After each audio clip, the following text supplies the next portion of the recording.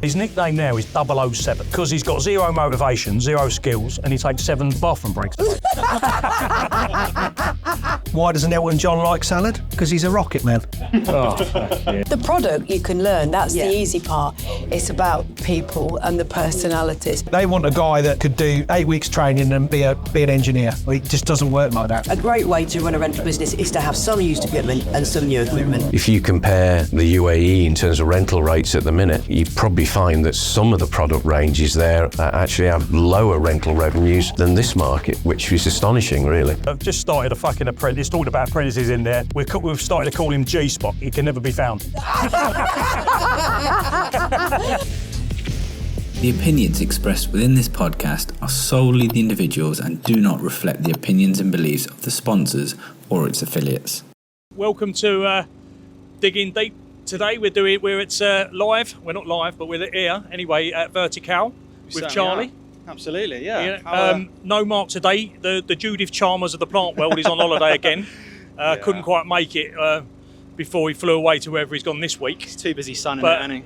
Bit loud because we're setting up at the moment this morning, but what are you looking forward to today, Charlie? Yeah, you hear that generator in the background, Mark? It's loud. Yes, it's a bit loud, but I'm sure we're going to... Yeah, I mean, today, to be fair, I'm just looking forward to putting some names to some faces. Obviously, working in an office the majority of the time, you know, speaking to people on the phones, it's not often we're meeting everyone in person, so it's good to get out there and just meet with whoever's out there really, and just like I say, put some names to faces.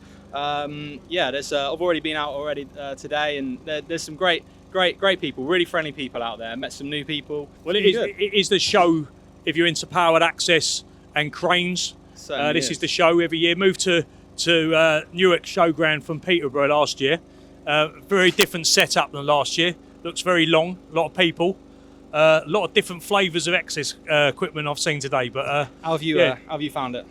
Yeah, I think yesterday the weather was a bit not as good as today, but there's a lot of people here, a lot of familiar faces and a lot of new people. So I'm looking forward to interviewing today. We've got a couple of ladies coming on from APS and Vicki from International Platform Sales, and we've got XCMG coming on, and we've got some finance experts and gurus coming on just to have the crack. So absolutely, we'll be having a few nicknames as well later on. But let's see how it goes. So we're here at Vertikal today, you know, lovely weather for the Digging Deep podcast. It's lucky we're not live, Scott, because Charlie's just turned up and it'll be a fucking evening show, you know what I mean? It would be the evening show, wouldn't it? The timing is fucking impeccable, you know? I rang him, I swear, he said, you know, he's one of them, he's like having, all your kids do the same. He's not my child, by the way, just saying, just so anyone thinks I'll just check. I look a lot younger than I am. But what I mean is... Should have got the Specsavers. Exactly. He gives you that bullshit, you know. Oh, yeah, I'm 15 minutes down the road, 15 minutes down the road, yeah. Just like your dad. And he's just fucking got in the car. He's in the car. He lives in bloody Willingborough. Yeah, I'll be there in a minute. Yeah. Traffic. Yeah, traffic's mental. So, yes. Yeah. So, Scott, it's great to have you on, you know. The Sales Director, XCMG UK. Yep. For Access and Forklifts, is that right? That's correct. Yep, brilliant. Tell me, at the moment, we always do a thing called What's Doing Your Head In, right? I'll tell you, I mean, what's done my fucking head in the other day, right, is like motorway shutdowns. Right? I've come out of England game the other night, which is fair play. England played well. Yeah, Harry Kane, 100 caps, 2 goals, great. You know, you can't really moan at that. But I gets on the motorway to get home, and there's only 2 roads fucking really go north, the M1 and the A1, and they're both fucking shut. And then when I get round one of the A1s, I finally get round one, got through and round the backwork roads and all that. I get to another couple of junctions, and they shut it again. I just nearly pulled over and fucking went to sleep. So what's doing your fucking head in at the moment? At the moment, I think the youth of today. To be honest. Careful what you say. Careful what you say, Scott. Hey, I'm 30 now. I don't know that class is you. Mate, that's not. Yeah. I think. Is that youth or ute? Yeah, the ute today, the brethren. And I think there just seems to be a lack of, they want everything now, and no one is prepared to put the graft in to get up the ladder or to advance. And you come across very few people that want to do that. You know, they want to come into a job and they want to be the MD or the whatever. You're not been in it 5 minutes. That's annoying me at the moment. For the powered access industry, what annoys me is the lack of apprenticeships. All the manufacturers have a part to play in this, and all the hire companies have a part to play in this. But there seems to be no fresh talent coming through. What do you think that is? No, you know, and I'm not trying to go down a Chinese or Portuguese or an American route. Is it? Do you think it's a UK issue, or do you think that they're just not set up and understand the processes? I think it is a UK issue. I think the hire companies don't understand. They want a guy that could do 8 weeks training and be an engineer. Well, it just doesn't work like that. It's back to what I was saying earlier about people putting the time and effort in to work through the system. And I think the manufacturers have a part to play in providing training courses to encourage people to come through the system. I think the hire companies have a part to play. And I think the schools have a part to play. You know, it's... Well, we spoke about that before in schools, and do you think they put enough behind, like, kids' understanding of what's needed in work generally nowadays? No, they don't. You know, they're all focused on, you know, logarithms, and nobody's sitting there talking to them, how do you write an email, how do you present yourself? What's you saying there, logarithms? Yeah. Is that one of your dad jokes again? No, it's not a dad joke. Just to let people know that he's going to have a pop of my dad jokes now. Legendary for a dad joke, so we'll get one off him before we go with his best. Before we go. But yeah, go on, sorry. But, you know, I think I just look at the industry and I could see a point where... Let me phrase this another. When I started out in the industry, salesmen were one of the highest earning people in the industry. And now it's a point where the engineer earns more than a salesman because there's been a lack of engineers. I look at the Ute coming through, and you know, you've got a guy that's probably been down 5 years and suddenly he's on astronomical amount of money. And he could be 25 and he could be earning, you know, 40 plus grand a year. Yeah. Do you think there's many people that are aware of this industry really as well? Because when I really don't think it's promoted enough, you know. And it's, if you look at the plant hire industry, you know, and I, with the greatest respect to people that work on diggers and dumpers, you're working in muck and bullets under machines. I wouldn't want to do it.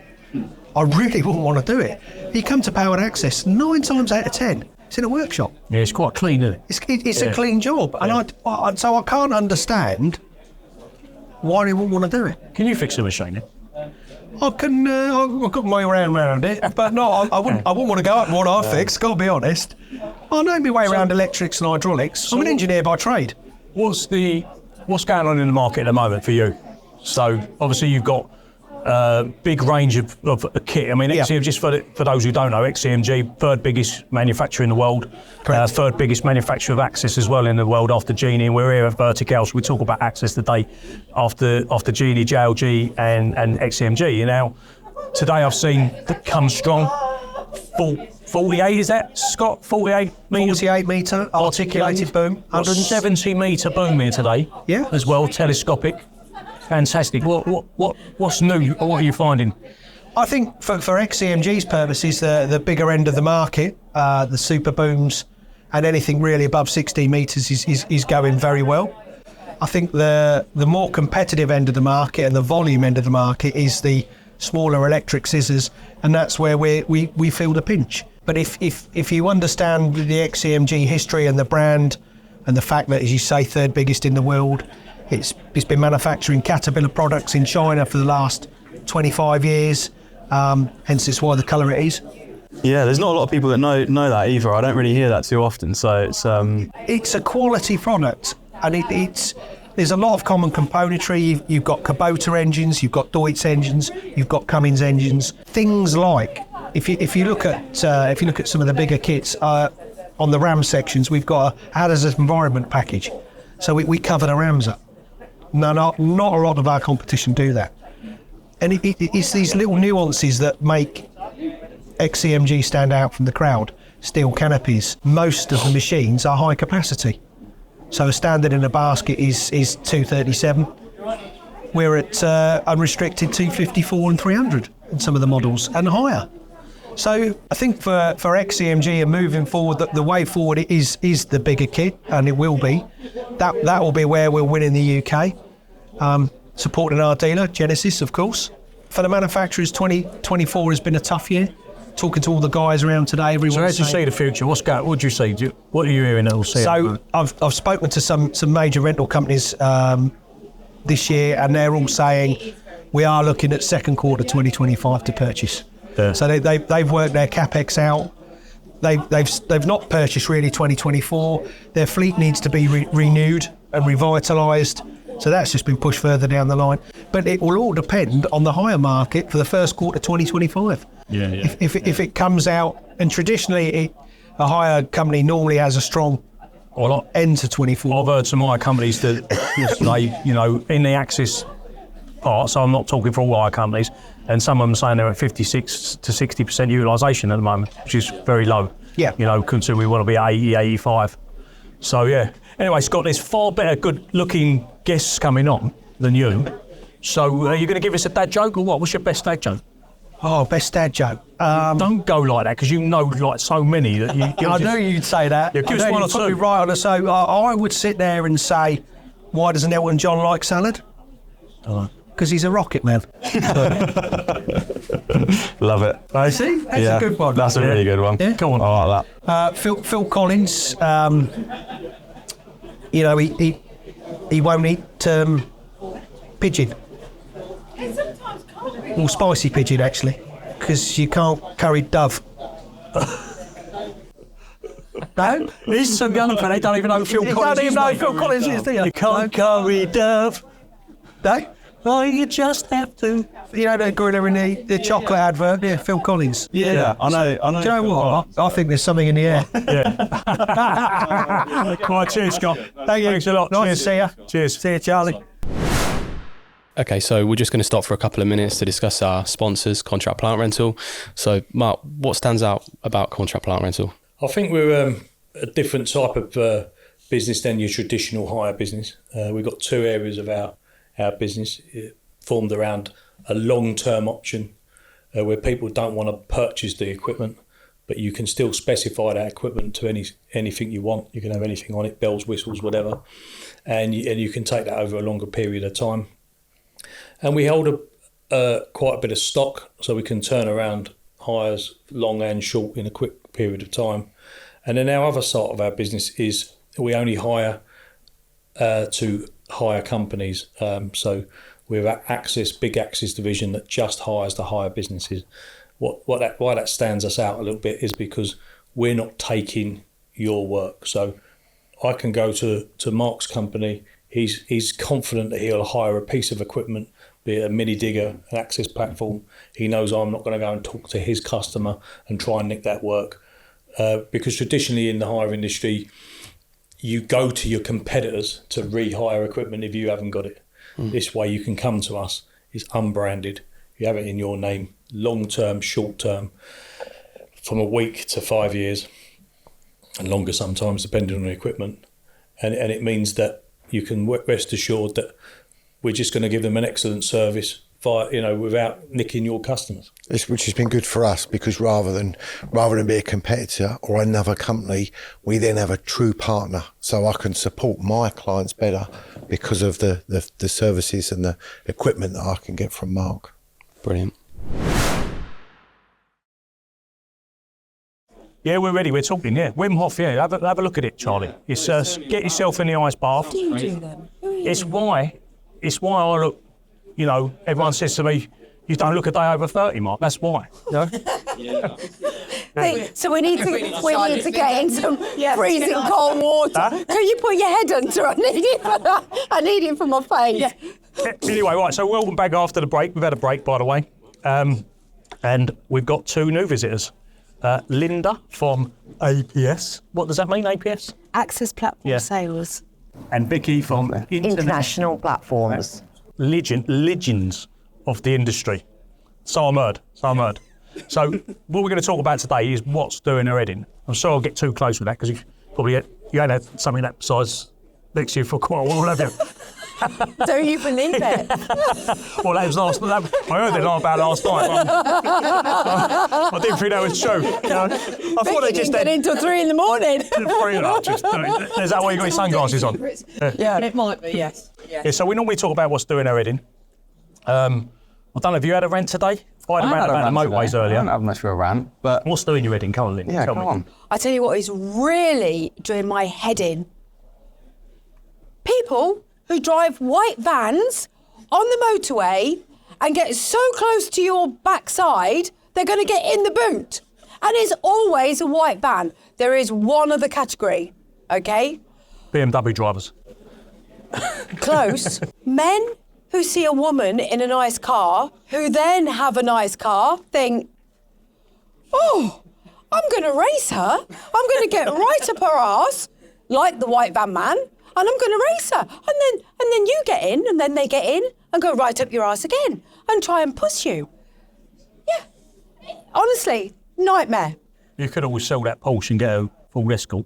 Or white van. Or white van. That's a good idea. No, Vicki, do you experience this? Yeah, I do actually, yeah. Oh, I get people do double take when they go past me. You know, if I'm on the inside lane and they just cruise past and they go... Nice. It's roadworks though, in general, isn't it, as well, on the motorway at the moment. Don't mind nutting. Yeah, and they've got a sign now. It says, you're driving in the daytime and there's no one fucking there. You know, apart from Flannery's and Lynch advertising their machines, there's no one using them. And you drive down there and then there's a sign saying, we do work at night, making you think that they're working at night. And then at night time, they must swap the fucking sign and say, we do work in the day. Nothing. Well, it's taken them 20 years to do the M1. Honestly. It is so true. It is so true. So what about you, Vicki? Anything doing your head in? Could be anything. Well, yes, to be honest, it's road related again. So I live near Grantham, just up the road, and they have got major roadworks for about 6 months apiece on every single major road in Grantham. So there is no way to get through the town, or if you get into it, you're stuck, you can't get anywhere. 6 months, the whole town's in gridlock. It's hopeless. It just drives me nuts. Why can't they just stage them at different points in the year so you can still use the town? Or do, like, when you go to New York, there's no roadworks. If you notice that today, they do it only at night because they think about the people that live in New York. Yeah. Whereas we don't give a monkeys, do we? No. Yeah. And we can say that because we're at Vertikal and they don't use much access on motorways, do they? So we don't have to slag the contractors off that use access, really. True. No, although you do see it in other roadworks, don't you? Yeah. And then are you like, mate, oh, access machine. Oh, which is that? What's that? You never stop doing that. Stop looking, can you? So our early days were rental. And so when you were driving around, obviously you wanted all your machines on the site. And even now, when I'm driving down the motorway going past any sites, I'm like, who's on there? And you still do it, don't you? Or there's a lorry going down the other side. And you're like breaking your neck. Yeah. Well, now you mention it, tell us a little bit about yourself. First you, Linda, then you, Vicki, about how you got in the industry.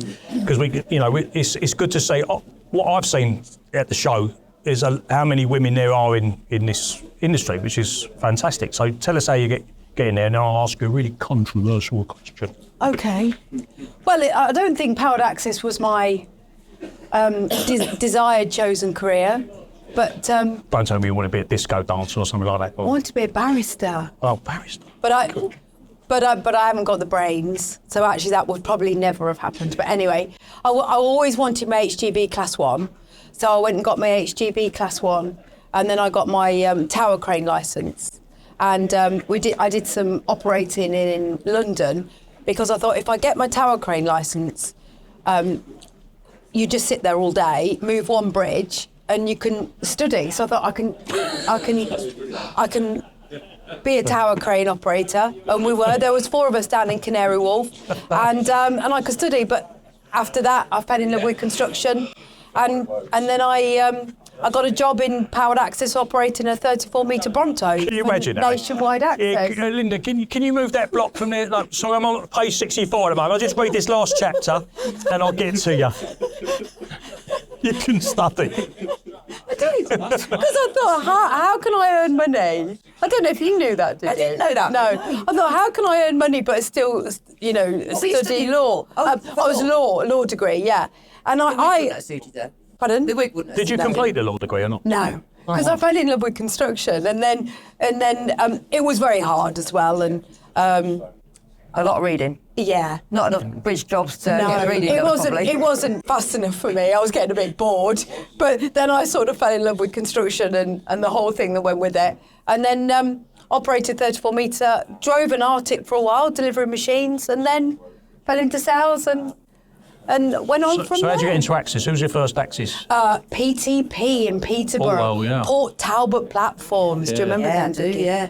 Yeah, and then had a short period with them, and then had 15 years with Nationwide Access, and they were my rental days. Yeah. And they were probably my... I Nice love fun. capital sales, but they were fun. Yeah. Those were the days. Well, Nationwide was probably on its up then, wasn't it, at the beginning? It absolutely was. And we had the best team. And we just cleared up. We just emptied the depot. And in those days, you could go on site, couldn't you, Vicki? You could just waltz on site, rock up, with a little card and in a little Ford Escorts, which I did have. But they were just such great fun. They were brilliant. Very fond memories of those days. What about you, Vic? How did you get into... Well, I used to work with computers. Hard to believe now if you ask my daughter, because she bails me out all the time. So I worked with a guy in a computer company, and he came and started to be the IT guy that supported Genie. And he rang me up one day and he said, Vic, there's a job here, it's got your name all over it. Will you come and have a look? Well, it was 50 miles away from where I was living at the time. Anyway, I went down to Genie, had the interview, got the job. And from the moment I walked into the sales admin office, I absolutely loved it.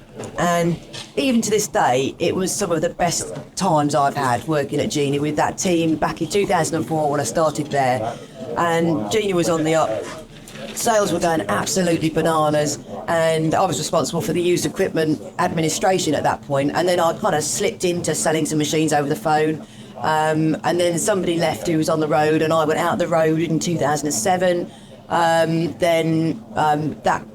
That area expanded to the UK and Ireland, then Southern Europe, then all of Europe, and then before I knew it, I was just kind of running with the used equipment all over, and I was responsible for valuing all the packages that people wanted to trade in against new purchases, and building a dealer network to sell them on and redistribute them. And so we designed all the processes, and we got all that kind of aligned and working really well. But in the end, I just got a bit tired of travelling, so took a UK role with Genie, which I didn't really like very much. So I ended up going to work for my biggest customer, which was then AJ Access.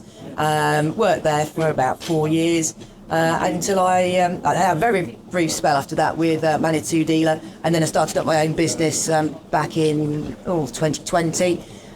Which is international platforms, and we specialise in buying and selling used access platforms. So how was that hard for you as a... No, not being disrespectful, because we're going to talk about women in construction. We may as well. You're here. Did you find many barriers to that, or have you found it the opposite? To be honest, it was a big jump to take because I had some big jobs as nice wages, and to walk away from that and start on my own was pretty nerve-wracking, to be honest. But furlough kicked in with COVID, and I basically thought, okay, now's the time. Let's just get on and do it. Jade, my daughter, had been furloughed from her role in the access industry. She was working for a rental company. And then when COVID was, during the course of COVID, we set the business up and we started working on that together. And demand kind of started to get quite big because availability of new equipment was less because manufacturers couldn't produce due to labour issues, parts issues and all that sort of stuff. And I had so many contacts that I built up over the years that getting hold of the equipment wasn't too bad. And I also knew who was likely to need it, so it was kind of marrying up buyers and sellers. It took off like a rocket, to be honest, and just carried on a sort of rocket pace, and we hung on with our fingernails and we just kind of like built the business as quick as we could while we were dealing with all these sales, and then we got our first office, and then we got our first yard, and then we relocated to bigger premises, got more people, and now we're at 8 people, and doing about, between 300 and 400 machines a year. Fantastic. Absolutely. So what I've noticed more than anything, I suppose, is the way that Vertikal's laid out this year, completely different, is the amount of new products and competition. So for you, that's probably, Vicky, okay, because you've got more opportunity.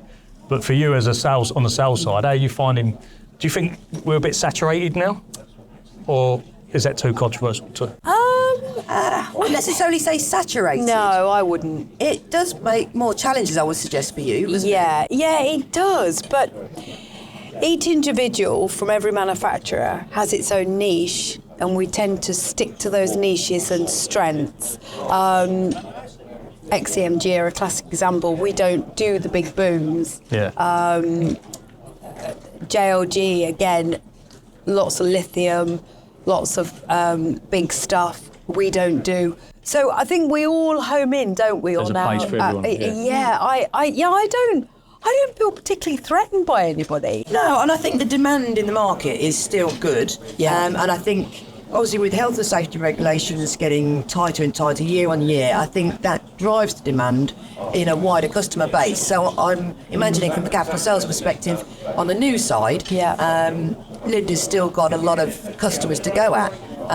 From our side on the used equipment, it is not so much challenging, but what's interesting, and I'm monitoring it every single day, and I ask for feedback every single day, is how does each brand perform? How does it last? What's the issues that's coming up? What's happening with you? So the Chinese second-hand product, you're trying to then push back into Europe. There's an issue, obviously, with that dumping tax as well, and it's going to hit second-hand kit. How do you think the market's going to react to that? Well, at this point in time, because everything that's come in hasn't been exposed to those taxes. So, but there is their own challenges with trying to find customers for the used Chinese machines because they're not so developed, or certain manufacturers aren't so developed in different regions, but we sell worldwide.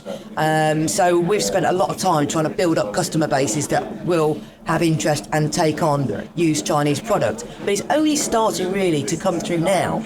But what's going to be really interesting is now that these tariffs are being implemented, how that's going to affect the used market going forward.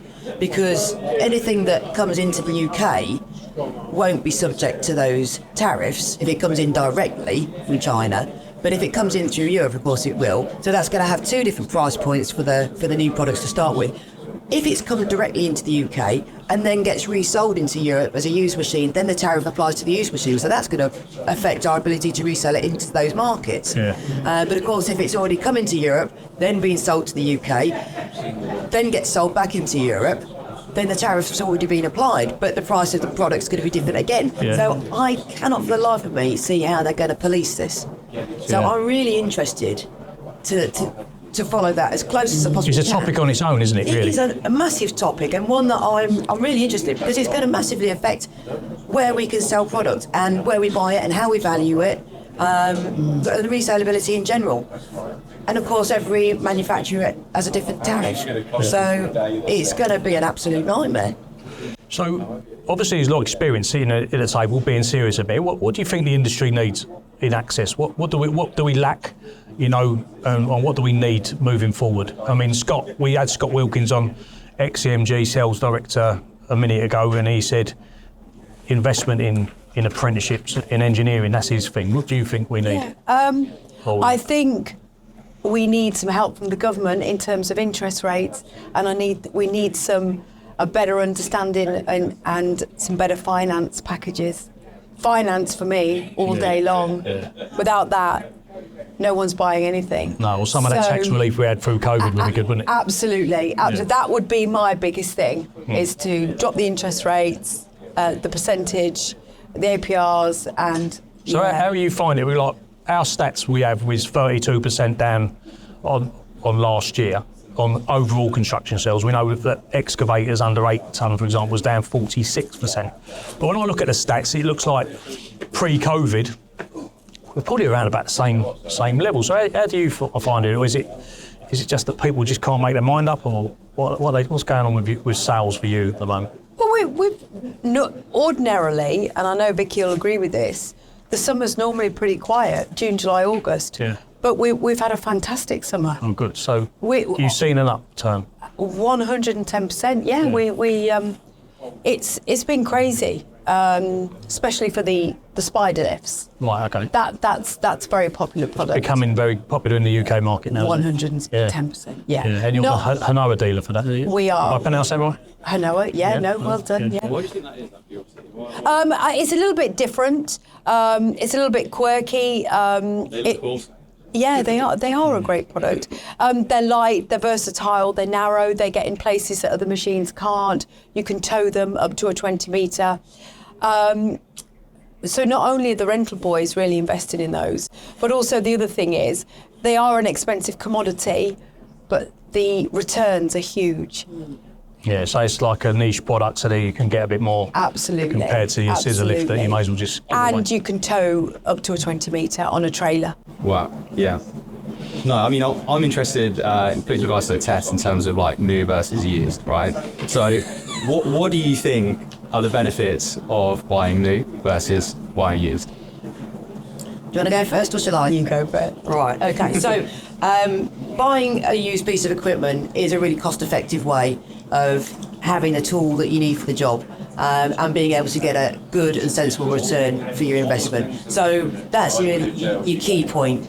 And obviously, rental rates are constantly under pressure, and as fast as the manufacturer prices go up for new equipment, the rental rates just don't go up at the same rate. They don't match at all. So constantly the margins are getting squeezed more and more and more for the rental company owners, and the costs of running those businesses aren't static either, so they're also going up. So their margins are just getting squeezed more and more. So for me, I think a great way to run a rental business is to have some used equipment and some new equipment. And that way you can pick and choose what customers you send, which machines, whether they're going to get battered or not battered, or whether it's a site that needs a really smart looking machine or not, or the customers that you can get the best rates out of. They can have the newer machines, and if you've got somebody that doesn't pay as well for a machine, you can utilise your cheaper used machine. So therefore you're maximising your return opportunities to the max. Brilliant. See, I think you're done there, Linda. But I'll see you later then. Sorry. Yeah, it's really lovely seeing you. Yeah, thanks for coming. So that new section, and that's all you. By the way, Vicki is.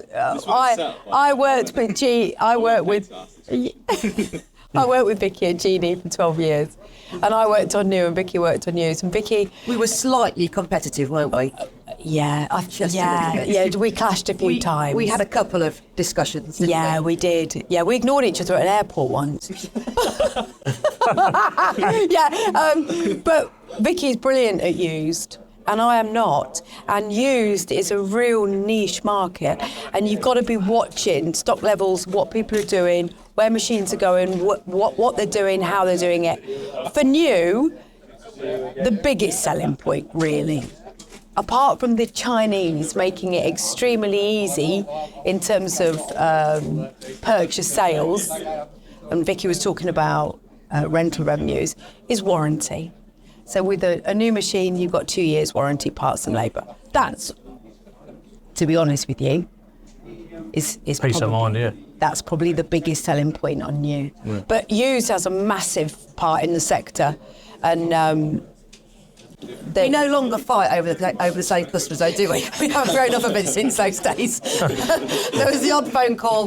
Why have you sold to so-and-so? Well, because she asked me for a machine. He's my customer. That went both ways, by the way. Yeah, I suppose I can imagine, especially like a load of hallmans flying around, two women. Well, we're very similar, and we were very young. We were very young, in our early 30s. Very competitive. Yeah, and quite rare in the industry at that point. So, yes. Linda and another lady called Jo Claridge were the first female sales team members at Geely, and I was gutted because I wanted to be the first female sales team. Do you know what? The reason why I've always got on with women in the industry is because, do you know what? They'll tell you to your face. So women will tell each other, I fucking ain't happy about it, and go and sort it out. Whereas men will strip you up. They will. They're going to your bosses and go, yeah, that fucking Linda's no good. Do you know what I mean? They will. It's so strange, isn't it? It's really strange. We are pretty direct. We want an industry, and we talk about women in construction. We want an industry that's level, don't we? that everyone's equal. So I think we spoke about it at the Speedy Expo. Yeah. You know, they had a women in construction section, and they've got a women in construction day. So how do you feel about that? Because do you want one? I personally, it would be a no, because I don't like to play that card. Yeah. I don't know how Vicki feels about it. I don't like to play that card. One thing I will say, and I will still say it, and again, I hate to say it, it's still very difficult. Right. In any kind of construction sector for women. However, I don't want a special day. I don't want women in highlights. If we talk about equal qualities and equal rights, do you have a man day? No, exactly. And you want to be treated as an equal, don't you? So you've got to have an equal day. 100%. So I think it's a very difficult one. We do have a bit of a crack on here, and one of our listeners wrote in, because do you know Women in Construction's actually shut down the organisation? Oh, have they? Yeah, and someone wrote in and said, I think it was to do with they couldn't get childcare. That's really funny. It's funny, yeah. It's really funny. But it shows you, doesn't it? Yeah. You know? I mean, I don't know how you feel, Vicki. To be honest, I'm a bit mixed on it, because I wholly agree with what you're saying, and I have never wanted to be treated any differently to the next person, whether they be a woman or a man. I just wanted to be treated fairly. That was all I asked. But I have definitely come across times when I've hit a glass ceiling, whether that's because I'm a woman or whether because they didn't think I had the right skill set. I think they were wrong on that, by the way, because I think I've proven otherwise now. Yeah, definitely. Yeah. But 100%. I do think it does have benefits, because there's people that won't have the confidence to come and do what we've done or what we do without having somebody kind of almost hold their hand to get them in there and get them started. You've got to be quite a tough cookie. That's exactly right. You've got to be of a certain nature. Yeah. So yeah. A small wallflower is not going to cut it. No. You've got to be pretty tough-skinned. You've got to be able to take the rough with the smooth. You've got to be able to ignore the sarcastic comments, or not flinch so nice comments. Somebody calling you darling or whatever it is. You just got to get on with it. I don't give a monkey's. I think if you had been treated uses a term of endearment, I'm not going to take offence at that. Why would I? Well, I think maybe that's giving you what you've both got, isn't it? Because if it was as equal, or woolly, and and you didn't have to fight hard, would you be where you are now? No, definitely not. I don't want anyone to pussyfoot around me. I just want to be treated normally. Yeah. And I think if somebody needs pussyfooting around, this is the wrong industry for them to be in. Yeah, I agree. Yeah. I agree. I was going to ask, guys, I mean, what advice would you give to somebody that's, a lady that's getting started in the industry and looking to sort of, they're interested in construction, access whatever it is? What advice would you give them? They've got to be pretty thick-skinned. Yeah. Just reiterating those points, really, that we just made, that you can't be delicate and be in this industry. You've just got to be tough. You've just got to accept that not everybody is totally politically correct. Not be offended by that. Just be brave, be confident. I think confidence is important. Confidence actually. is a massive one. Yeah. The product you can learn. That's the easy part. It's about people and the personalities. Yeah. And my advice is if you want to get into construction, absolutely keep going, keep battering through, because you'll have some really opportunities, isn't there? There's some tough people as well to deal with, to sell to. You know them, don't you? And there's been people that have scared. I've had sleepless nights, Mark. I can tell you, I have sleepless nights even now. Some of the big accounts. Yeah. I mean, you might know Tony Moore. He's retired now, but he used to scare me to death. When I used to go and have a meeting with him, I'd shake him before I went in there, and I just had to kick myself at the backside and go, okay, deep breath, Vic, come on, Vic, you can do it. And I learned so much from him in the end, and he stopped being scary, and I, understood why he was firm and why he came across in the way he did, and the knowledge that he'd got and what he was trying to achieve from it. And he was just one example, but there were people that used to scare me when I was younger, and I'm not so scareable now, but I think you've got to look at people and understand what you can learn from them. But every day's a school day. That's one of my favourite phrases, because every day you learn something new. You have to be very adaptable. So one day I could be on a construction site talking to a builder, and the next day I'm in front of a CEO. Yeah. So you have to be very, you have wear lots of hats and be able to adapt. I think everybody has to do that though. Yeah, that's the industry, isn't it? That's the industry. I'm sure you're the same. It's great you said that, because like we work, we normally get people writing in about different questions and stuff like that, and some of it was nicknames, and I'm glad we've got out your expertise as women in construction, because the first one was sent in, funny enough. They might have known that you were coming on, I don't know. It said they've got a new sales rep that's just started. She's quite nice and pretty, and they call her Lava Lamp. She looks good, but she's not very bright. But I think I could bring that up now, because I know the quality of you two. The one that we started the other day, and someone from our own firm, Contract Plant, said they called him deck chair because he folds under pressure. And the best one, and we know him. We won't say who he works for. Oh, right? no, We won't say who he come works on. for. But his nickname now is 007. Okay? Who's this? And he's because he's got zero motivation, zero skills, and he takes 7 bathroom breaks. But he looks good, doesn't he? Looks good in the bow tie. I love it. Yeah. I love it. And Brilliant. the last one that was sent in, he said, just started a fucking apprentice, talking about apprentices in there. Yeah, we've started to call him G-Spot because he can never be found.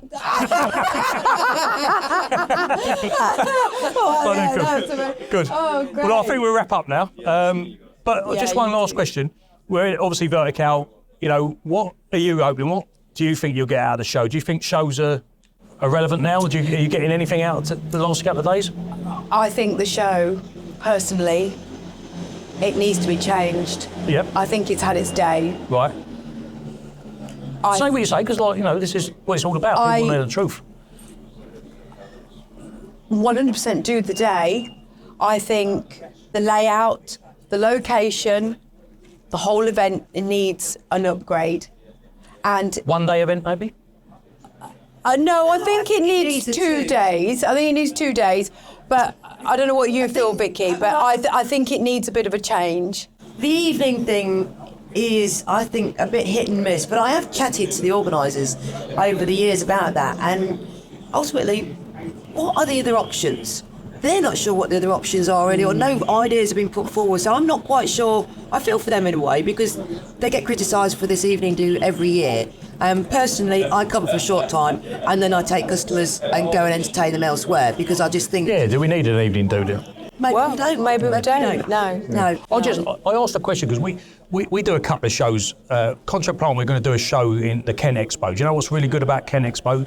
It's one day, and if you miss it, you're not going until next year. So everyone attends. It's really, really busy. Yeah, so maybe that... And if you've got 2 days, I'll go on a Wednesday or go on a Thursday, and you end up sometimes not going at all. Yeah, maybe one big day. Yeah, maybe you're right, Mark. Maybe I know you're it's right. expensive for one day, and people think, oh, well, Yeah, no, I know. But 2 days flat compared to 1 day busy, I don't know. And maybe... But it is, I was flat out yesterday, sorry. Yeah, no, you're right. I was absolutely flat out yesterday, and to be honest, even this morning, when I was expecting it to be relatively quiet, and generally people can often be hungover on the Thursday, not saying I am myself. She got in at 3 o'clock in the morning.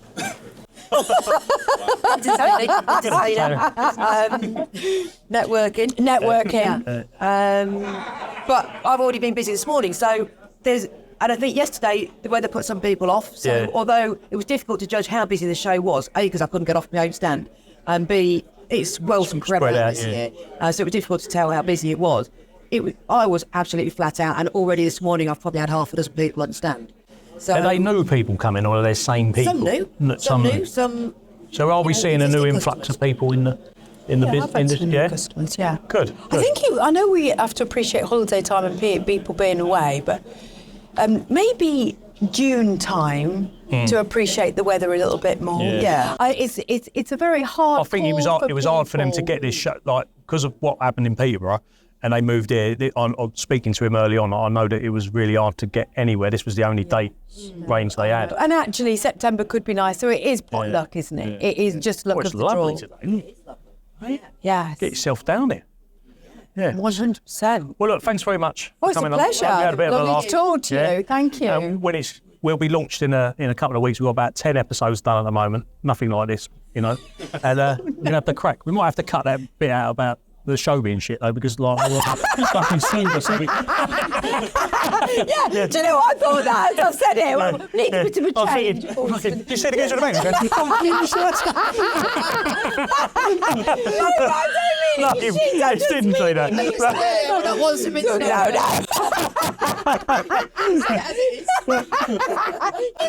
Yeah, I know what you mean. It was good fun. No, you're just constructive criticisms. I think the show needs, you know, we need a show for the industry, and we just need, we need it for the industry. We definitely need a day. But it's really hard to get locations, isn't it? So, yeah. But look, thanks very much for coming along. Good to see you both. No, thanks very much. And we've got plenty to sell, by the way, at the moment. So we've got stuff to sell as well. So if you want to speak to our girl that's coming on in a bit, you know, Frankie. So she's got. We've got some stuff that you might be interested, especially stuff that's yours, Jeannie, and you know, bits and pieces. I don't know if she's probably keeping it Not to mine herself. now, but yes, I mean, obviously, we do deal with all the different brands, which is brilliant. And obviously, there's more brands coming on the market every single week, it seems. So, you know, we're learning a lot of new model codes and a lot of new machines and trying to learn what all these different niche bits and pieces are. Linda, maybe you can educate me a bit more. No, it's why I'm laughing at myself. The show. Yeah, you fucking wankers. It's a fucking load of old shit. Sticking up your arse on your rainy day. Yeah. You should at least go and see the fucking river, shouldn't you?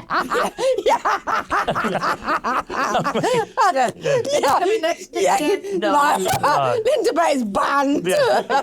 Don't give her a bath. Sorry. No, Anyway. we'll play with that bit. Yeah. But the last bit was really good, so we can't cut it out now.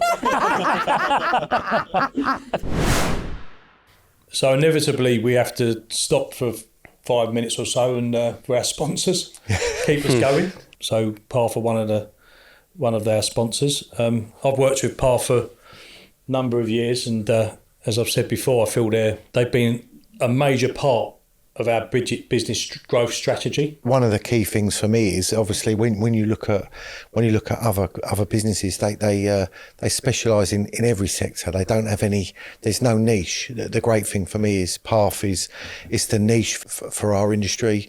The people that they've got on the books are for our industry. The vacancies that they have are for our industry. So for me and for anybody else dealing with PARF, it is the go-to place for the construction and plant hire industry. Absolutely. No, I appreciate the comments there, guys, and absolutely right. We that's our specialist. That's all we deal with. So we've been, you know, established for the last 20 plus years, and ultimately we've got hundreds of clients that use us that keep coming back, and that's because we keep filling the roles. You know, we've got a team of 13 people that are all very, very well trained and very, very knowledgeable in the industry, and ultimately, that's our bread and butter. That's what we do. Welcome back. We're still at Vertikal. We're here now with Jason Beacock, finance guru, as they say. Was that Yes, has been said. Yeah. So we'll go straight into it, Jason. What is doing your head? Well, I have to say I'm a bit of a golfer, Mark, and the price of tee times at Turnberry, £1,000 a player. Whoa! Now £1,000 a player. It's a bit of a special course, though, isn't it? It is especially. It's Trump, isn't it, as well? But you know, Jesus Christ, £1,000 for a game of golf. So you're ridiculous. You're only doing 2 days a week. One tries, yeah. No, so you guess I'm a bit of a golfer, and that's ridiculous. Do you get round much now? Yeah, I try to. You know, I've taken, it's 11 now. 11. What do you mean now? What does that mean? Good or up and down? That's bad. And you were? 3. Wow. Did you ever work? I had a daughter. She started to dance, and then golf disappears. Kids ruin everything, don't they? They do really, don't they? But no, it was worthwhile with her, to be honest with you, because she's made a living out of it, so paid me back.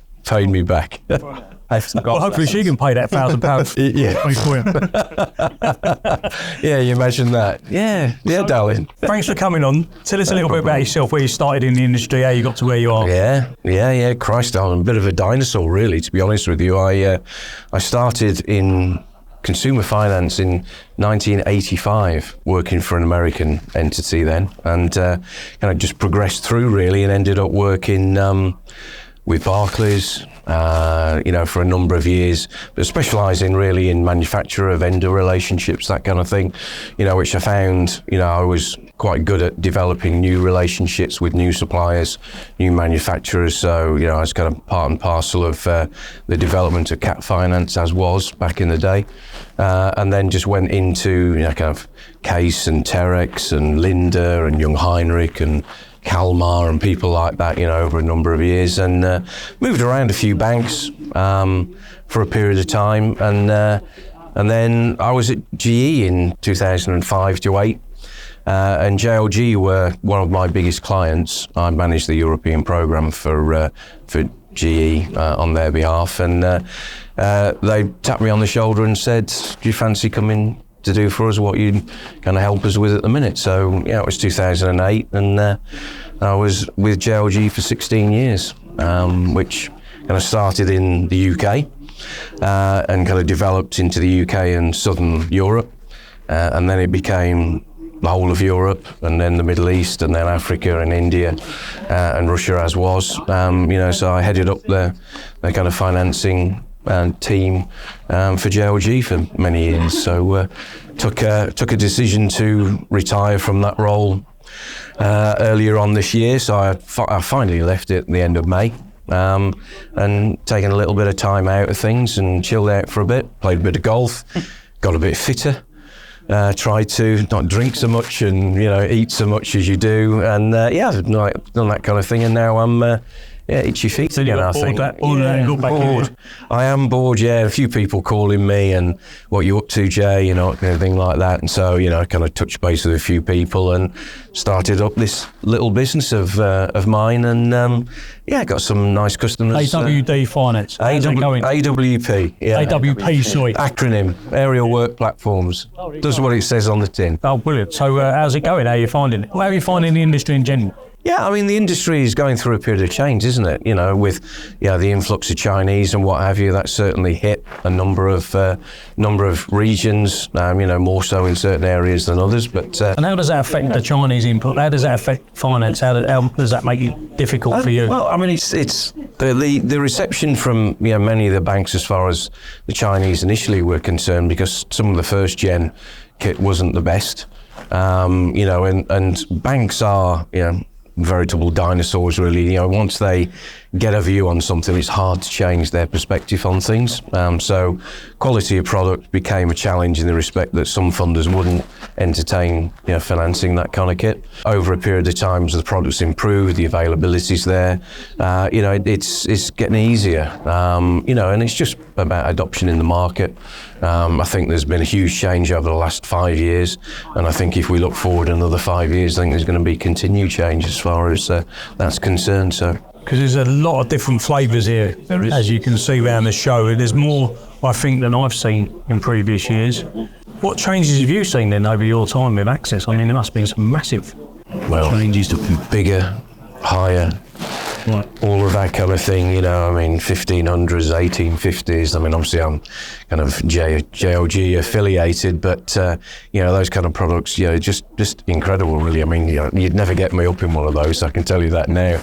I think I got dragged on a big 100-foot diesel scissor once by an old JLG engineer. I never want to repeat that experience again, I can tell you. But the product range and the availability, the improvement in a lot of the Chinese product has got, the JLGs and the Genies and the Skyjacks and those kind of guys, very worried. I was going to say, what do you see in the next 5 years? What changes do you think we're going to see? Well, unless things drastically change now, I still think that the influx of Chinese is going to continue, and I think that names like Dingney, XCMG, LGMG, Cinnabon, are going to become significant players in the market.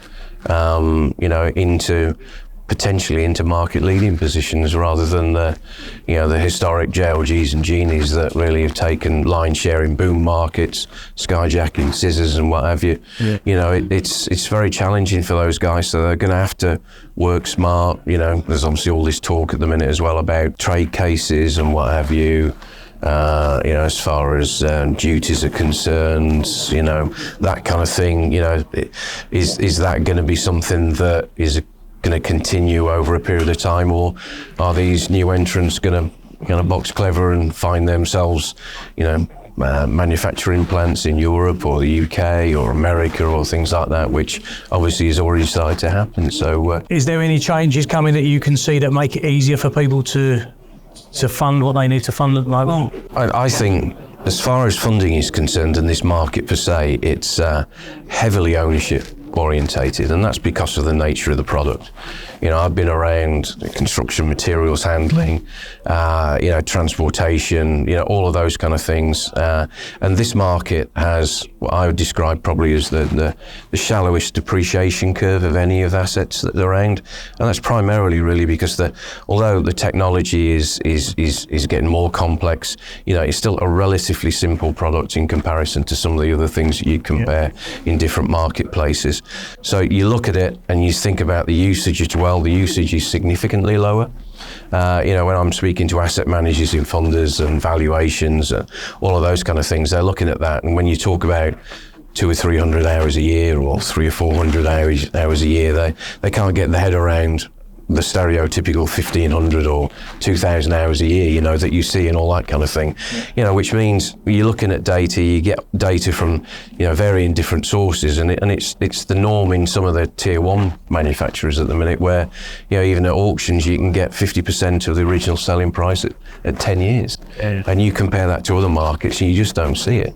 So for me, in terms of going back to the funding environment, the funders need to understand that better and more.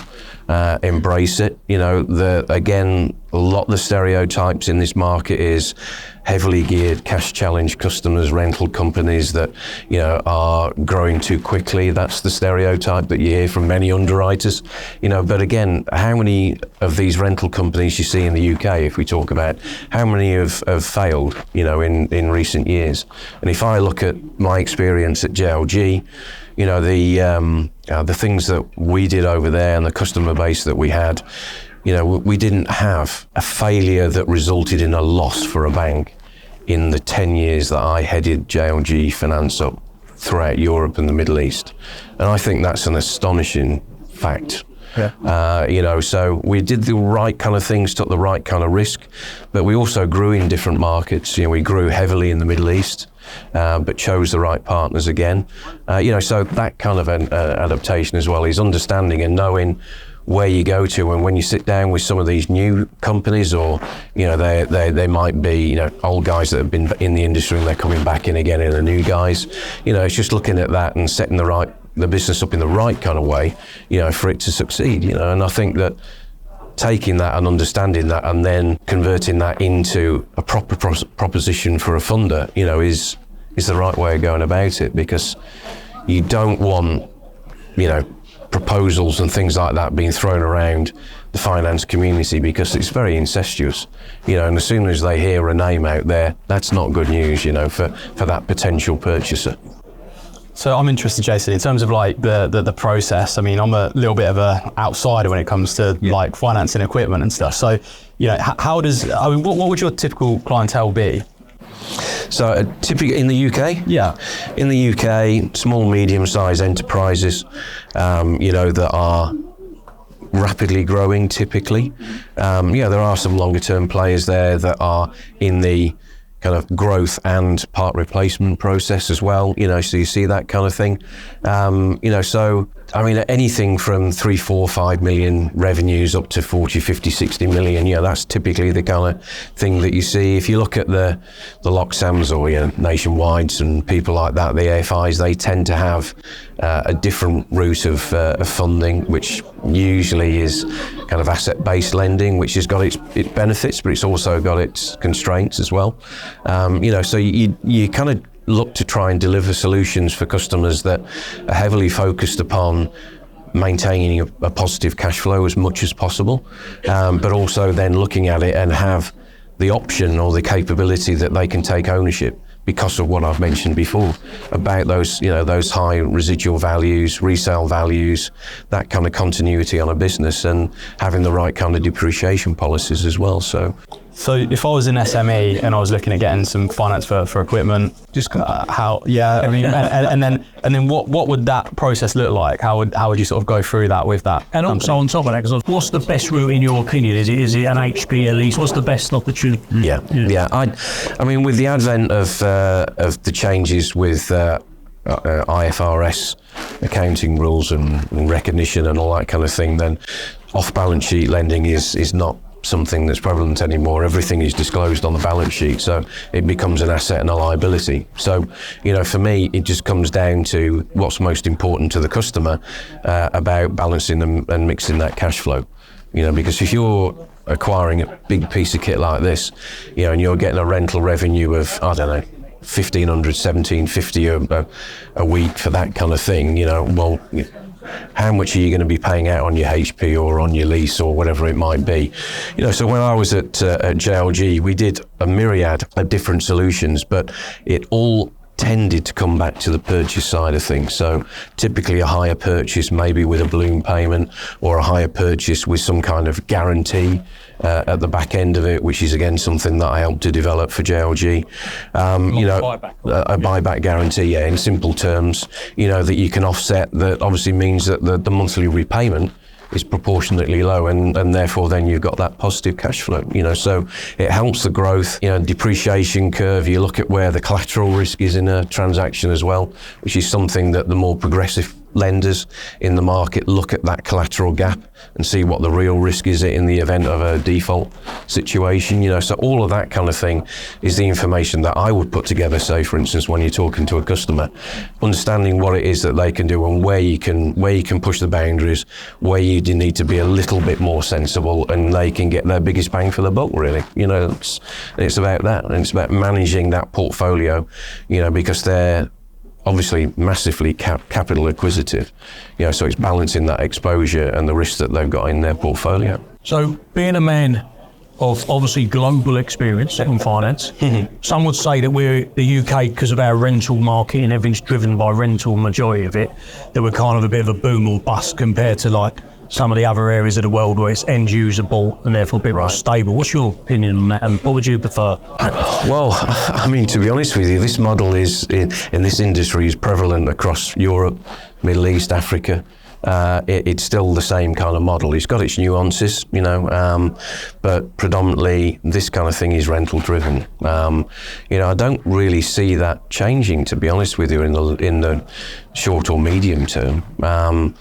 So you go out there and you see some markets that are more aggressive at the minute, and that's based on demand. Places like Saudi Arabia, where there's massive growth and investment going on in that community and that country, where rental rates are proportionately higher because they need the availability. Such a massive demand out there. But if you compare that, for instance, to the UAE and Dubai, that used to be that kind of market historically, where rental rates were significantly higher than the mature UK market, for instance. But if you compare the UAE in terms of rental rates at the minute, you probably find that some of the product ranges there actually have lower rental revenues than this market, which is astonishing, really. Yeah. And the financing market in the Middle East is I kind of call it the financial Wild West, to be honest with you, Mark. Because the challenges that they've got over there in terms of things like title to the asset. In the event that there's a failure of business, you try and recover the asset. Over there, that is a real conundrum, and they're kind of 30 plus years behind where we would be as an entity. And I will add that the UK is the market leader in terms of financing solutions. We dumb ourselves down in the UK about, well, this, that and the other, and this isn't good, that isn't good. If you look at financing and about how to adapt and how to make the most of opportunities. I think the UK has been the market leader for decades now in respect of, you look at France, Germany, Italy, Spain, all those kind of people. They've really been led by the ingenuity and creativity of what's happened in the UK.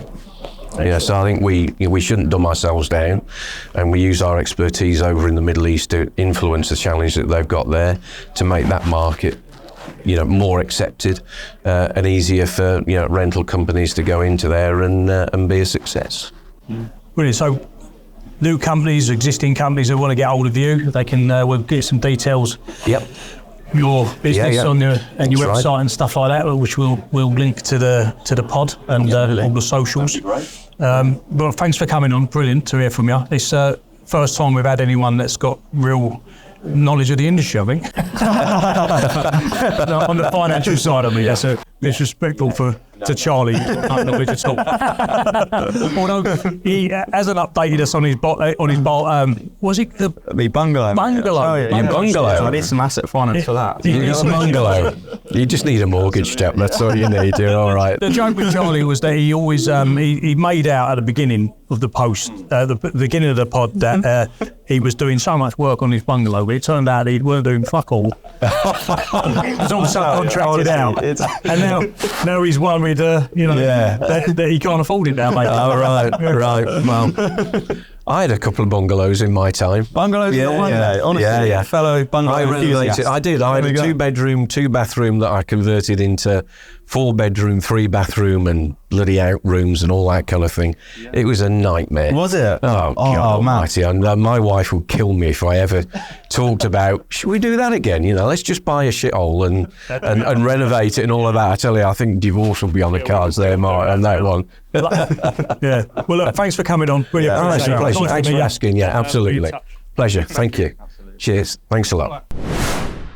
That's it for this fantastic opportunity we've had here today at Vertikal, Charlie. That's it for us now. It's been such a great day. What have you got out of the day? I think, to be honest, just networking. I think it's really good. And do you know what as well? Actually seeing some of the equipment in action has been absolutely brilliant. It's amazing. I mean, some of this stuff is insane. I'd thoroughly recommend it, to be honest, for next year. So if you haven't been here this year, definitely get down. That geezer with the fucking generator's still here, though, isn't he? Do you know what I mean? He's come back. He's kind of waited for us to set up this morning, and he's waited for us again tonight. So sorry if you can just about hear us, but we are in a live environment in the show, so we can't really do much about that. But absolutely. Yeah, so who have you met today? Do you know what? I met some guys from Ali Mac, which has been great. So they're coming on, Ali are they? Mac. They've been sorry. They're coming on the pod, are they? They're coming on the podcast. Yeah, Gavin and Francis. So I'd be looking forward to having them on board. Hopefully in the next few weeks, or maybe in a month or so's time. So watch out for that one. Met Green Power, was it? Yeah, Green Power. They said they're going to come on. We've got some Skyjack coming on another time. We'll do them as different pods, won't we? Absolutely. Skyjack have been a really interesting one as well. So I had a good chat with Steve there, who's he's quite keen. So let's see what happens. So yeah, it's been really good for networking. What about yourself, Mark? I've enjoyed the company we've had today with the two girls, Vicki and Linda. Obviously, very humorous part of the show. They were great. For the crack, and and the other guests we've had they've been good and funny. I mean, Scott's dad's jokes was as crap as we expected.